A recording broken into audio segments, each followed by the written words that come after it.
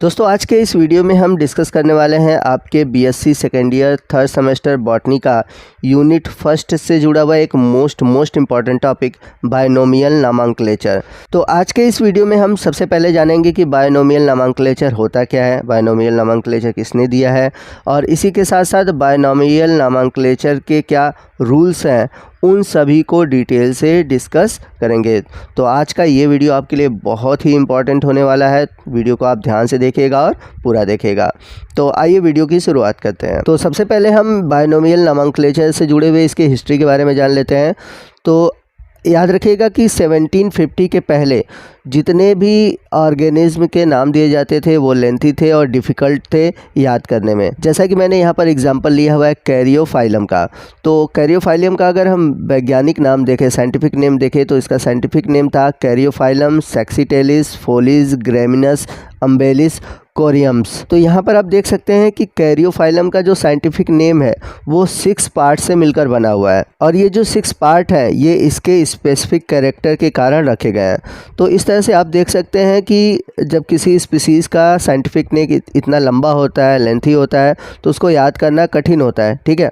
और इस तरह के नामैंक्लेचर को हम बोलते हैं पॉलिनोमियल सिस्टम ऑफ नामैंक्लेचर। तो इस सिस्टम को पॉलिनोमियल इसलिए बोला जाता था कि जो साइंटिफिक नेम है कई नेम से मिलकर बने हैं। अब इसके बाद आया बायनोमियल नामैंक्लेचर। तो बायनोमियल नामैंक्लेचर देने वाले साइंटिस्ट थे कैरोलस लीनियस। तो याद रखिएगा बायनोमियल नामैंक्लेचर किसने दिया था? कैरोलस लीनियस ने। लेकिन यहाँ पर मैं आपको बता दूँ कि जो बायनोमियल नामैंक्लेचर का कंसेप्ट था वो दिया था कैस्पर बाउहिन ने अपनी बुक पिनेक्स टेट्रिकी बॉटनिकी में। तो बायनोमियल का कंसेप्ट देने वाले वैज्ञानिक थे कैस्पर बाउहिन, लेकिन इसे स्टेबलाइज करने वाला जो काम है वो किया था कैरोलस लीनियस ने अपनी बुक स्पीसीज प्लांटेरम में, जिसे उन्होंने 1753 में पब्लिश किया था। आइए नेक्स्ट हम बात करते हैं बायनोमियल नामैंक्लेचर के डेफिनेशन की।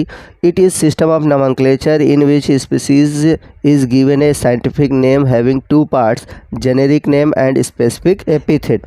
तो बायनोमियल नामैंक्लेचर के अंतर्गत किसी भी स्पीसीज़ का जो साइंटिफिक नेम होता है वो 2 पार्ट से बना होता है, एक जेनेरिक नेम और दूसरा स्पेसिफिक एपिथेट से। तो यहाँ पर एग्जांपल के रूप में हमने लिया है पाइसम सटाइवम, यानी कि मटर को, मटर के पौधे का जो बॉटनिकल नेम होता है वो होता है पाइसम सटाइवम। तो इसमें आप देख सकते हैं इसके नेम में 2 पार्ट है, पहला है पाइसम और दूसरा है सटाइवम।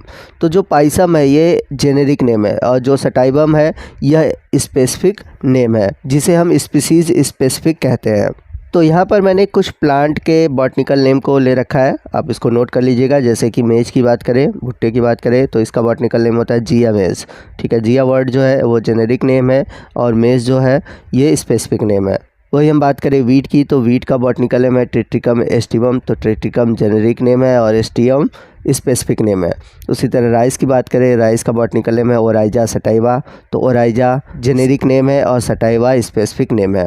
तो इस तरह से आप देख सकते हैं किसी भी स्पीसीज़ के जो नेमिंग होते हैं, साइंटिफिक नेम होते हैं, वो 2 वर्ड से मिलकर बने होते हैं, जेनेरिक नेम और स्पेसिफिक नेम। तो आइए नेक्स्ट हम बात करते हैं कि बायनोमियल नामैंक्लेचर के रूल्स क्या है। तो चलते हैं पहले रूल की ओर। पहला रूल कहता है a species name must contain 2 part, generic name and specific epithet. तो किसी भी स्पीसीज़ के जो नेम होते हैं उसमें 2 पार्ट होते हैं, एक होता है जेनेरिक और दूसरा होता है स्पेसिफिक एपिथेट। तो यहाँ पर आप देख सकते हैं मैंने वीट का एग्जांपल लिया, तो वीट का बॉटनिकल नेम क्या है? टेट्रिकम एस्टिवम। तो टेट्रिकम जो है जेनेरिक नेम है और एस्टिवम स्पेसिफिक नेम है। चलते हैं सेकंड रूल की ओर। सेकंड रूल ये कहता है कि जब भी हम किसी स्पीसीज़ का साइंटिफिक नेम लिखते हैं तो साइंटिफिक नेम लिखने के बाद उसके नीचे अंडरलाइनिंग करनी चाहिए, इट शुड बी अंडरलाइंड। तो याद रखिएगा कि जब भी आप किसी स्पीसीज़ के साइंटिफिक नेम को लिखते हैं तो उसके नीचे अंडरलाइन ज़रूर करिएगा। चलते हैं थर्ड रूल की ओर। Scientific name can be printed in italic. तो अगर बुक में आप देखेंगे तो जो साइंटिफिक नेम होता है वो इटैलिक होता है या फिर बोल्ड लिखा होता है, यानी कि तिरछा होगा या फिर मोटे में लिखा हुआ आपको दिखाई देगा। तो जैसा कि आप यहाँ पर देख सकते हैं जो साइंटिफिक नेम के अल्फ़ाबेट हैं वो आपको इटैलिक दिखाई दे रहे होंगे। चलते हैं फोर्थ रूल की ओर। फोर्थ रूल ये कहता है a scientific name should be written in Latin language, यानी कि आप यदि किसी भी ऑर्गेनिज्म के साइंटिफिक नेम को लिख रहे हैं तो वो लैटिन लैंग्वेज में होना चाहिए। आपको मैं यहाँ पर समझा देता हूँ। जैसे इंडिया वर्ड है तो इसका जो लैटिन वर्ड होगा वो क्या होगा, इंडिका। उसी तरह अगर हम चाइना के कोई स्पीसीज़ है तो उसका लैटिन वर्ड क्या होगा, चाइनेंसिस। वही रोज़ वर्ड को अगर हम लैटिन वर्ड में कन्वर्ट करें तो इसका लैटिन नेम क्या होगा, रोज़ा। अब यहाँ पर आपके दिमाग में बात चली होगी कि क्यों हम लैटिन वर्ड को ही यूज़ करते हैं, क्यों कोई अदर वर्ड को क्यों यूज़ नहीं करते। तो लैटिन वर्ड के कई सारे फ़ायदे हैं। पहला कि Latin is a dead language, ये जो लैंग्वेज है ये कहीं नहीं बोली जाती है। इसके अलावा जो लैटिन वर्ड है ये स्पेसिफिक होता है और ये एग्जैक्ट मीनिंग बताता है किसी भी चीज़ का। ग्रामेटिकल सेंस में देखा जाए जो लैटिन वर्ड होता है बहुत ही ओबियस होता है। आप लैटिन वर्ड से आसानी से पता कर सकते हैं कि दिया गया जो वर्डिंग है वो न्यूट्रल है या फिर फेमिनिन है या फिर मस्कुलिन है। यहाँ पर देख सकते हैं कि न्यूट्रल के लिए है एल्बम, फेमिनिन के लिए है एल्बा, ठीक है, और मस्कुलिन के लिए है एल्बस। इसके अलावा जो लैटिन लैंग्वेज होती है ये रोमन अल्फ़ाबेट में लिखी जाती है। रूल नंबर 5 है the name of the author is written in full और in abbreviated form after the specific name. तो साइंटिफिक नेम के साथ उस ऑथर का नाम भी लिखना ज़रूरी है। तो जो ऑथर का नाम है वो एबरेटेड फॉर्म में होना चाहिए या फिर फुल फॉर्म में होना चाहिए। तो यहाँ पर जो होमो सैपियंस है इसके ऑथर थे लिनियस। तो लिनियस का जो एल है this is abbreviated form of Linnaeus. और जो ये नेम है इसको होमो सैपियंस के साथ स्पेसिफिक एपिथेट के बाद लिखा जाता है। तो यहाँ पर आप देख सकते हैं एल लिखा है या फिर LINN लिखा है। तो यहाँ पर दोनों का मतलब क्या है, लीनियस है। और यहाँ पर मैं आपको बता दूँ कि अगर ऑथर का नाम दिया होता है तो उसे हम अंडरलाइन भी नहीं करते हैं और इटैलिक भी नहीं लिखते हैं। चलते हैं रूल नंबर 6 की ओर। रूल नंबर 6 है the scientific name also include date of publication which follow author name. तो जब भी हम साइंटिफिक नेम लिखते हैं तो उसमें हम डेट ऑफ पब्लिकेशन भी कहते हैं। तो सबसे पहले साइंटिफिक नेम, फिर ऑथर का नेम, और ऑथर नेम के बाद आप देख सकते हैं 1758 लिखा है जो कि डेट ऑफ पब्लिकेशन है। तो इसी तरह आप देख सकते हैं ट्रिटिकम एस्टिबम का भी दिया हुआ है। ट्रिटिकम एस्टिबम के बाद एल लिखा हुआ है यानी कि लीनियस का नाम लिखा हुआ है और ये कब पब्लिश हुआ था, 1753 में। चलते हैं रूल नंबर 7 की ओर। If specific epithet of a scientific name of a species consist of 2 और मोर वर्ड्स। यदि किसी स्पीसीज के स्पेसिफिक जो एपिथेट हैं ये 2 या 2 से अधिक वर्ड से मिलकर बने हैं तो उन्हें हम कैसे एक वर्ड में बना सकते हैं। तो इन्हें हम क्या कहते हैं, यूनाइट करते हैं या फिर हाइपन के थ्रू जोड़ते हैं। जैसा कि आप यहाँ पे एग्जांपल में देख सकते हैं कैप्सिला बुर्सा पेस्टोरिस। तो यहाँ पर जो कैप्सिला है ये जेनेरिक नेम है जबकि बुर्सा पेस्टोरिस ये एक स्पेसिफिक एपिथेट है। तो यहाँ पर जो स्पेसिफिक नेम है या फिर आप कह सकते हैं स्पीसीज नेम है और इन दोनों को हाइफन के थ्रू जोड़ा गया है। चलते हैं सेकंड एग्जांपल की ओर। सेकंड एग्जांपल हिबिस्कस रोजा साइनेंसिस। तो हिबिस्कस जेनेरिक नेम है और यहाँ पर रोजा और साइनेंसिस 2 अलग अलग वर्ड है लेकिन इन दोनों को एक दूसरे से जोड़ा गया है। चलते हैं रूल नंबर 8 की ओर। तो रूल नंबर 8 है plant name should not be a tautonyms. तो आपको याद रखना होगा कि जो प्लांट के नेम होते हैं वो टाटोनिम्स नहीं होते। टाटोनिम्स का मतलब है कि जो कोई स्पीसीज़ है उसका जो जेनेरिक नेम है और स्पेसिफिक एपिथेट है वो दोनों सेम होता है, ठीक है। तो एनिमल के केस में आपको टाटोनिम्स देखने को मिल जाएंगे। जैसे हम बात करें मोला मोला जो कि एक फ़िश है तो इसका आप देख सकते हैं जेनेरिक नेम और स्पेसिफिक नेम सेम है। वो इसी तरह है कैटला कैटला, ये एक फ़िश है तो इसका भी आप देखेंगे जेनेरिक नेम और स्पेसिफिक नेम सेम है। परंतु अगर हम प्लांट की केस की बात करें तो आपको ऐसा देखने को नहीं मिलता, जेनेरिक नेम और स्पेसिफिक नेम सेम नहीं होते। इस कारण से जो टाटोनिम्स है ये प्लांट पर अलाउ नहीं होता, यह सिर्फ एनिमल के केस में अलाउ होता है।